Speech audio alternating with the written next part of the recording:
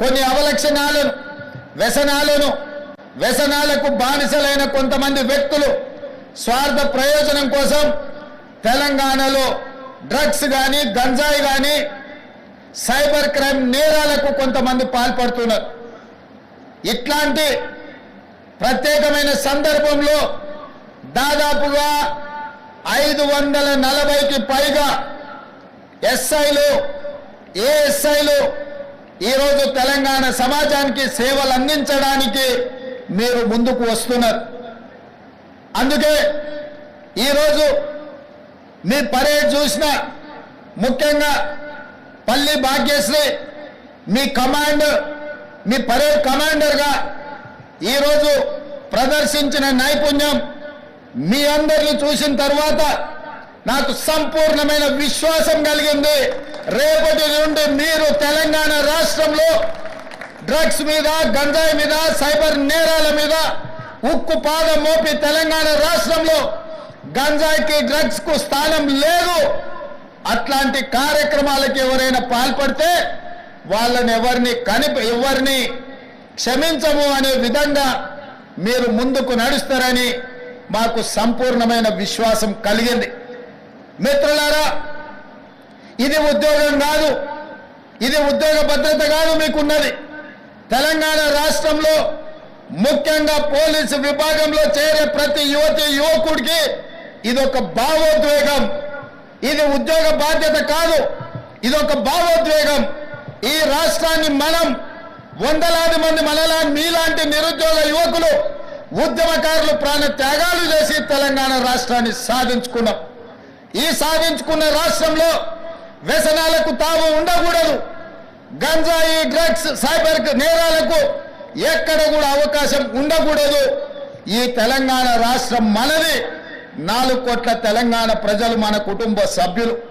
వాళ్ళు ఎలాంటి సమస్యలు ఎదుర్కొన్నా అది మన వైఫల్యమే అవుతుంది.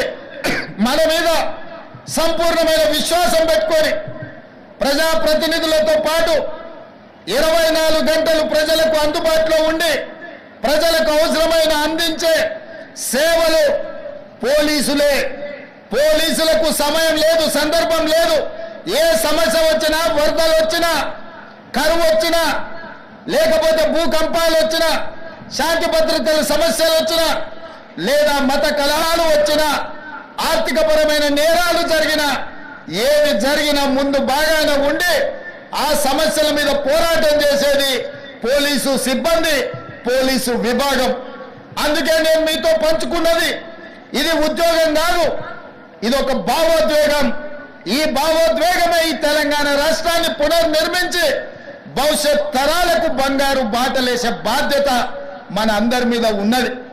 అందుకే ఈరోజు తెలంగాణ రాష్ట్రంలో ఒక పక్కన నిరుద్యోగ సమస్యను పరిష్కరిస్తూ ఇంకొక పక్కన విదేశీ పర్యటనలకు వెళ్లి జాతీయ అంతర్జాతీయ స్థాయిలో తెలంగాణ రాష్ట్రానికి వేలాది కోట్ల రూపాయల పెట్టుబడులు తీసుకొచ్చి పరిశ్రమలను స్థాపించి ఆ పరిశ్రమల ద్వారా లక్షలాది మంది నిరుద్యోగ యువకులకు ఉద్యోగ ఉపాధి అవకాశాలు కల్పించాలన్న ఆలోచన మన ప్రభుత్వం చేస్తున్నది.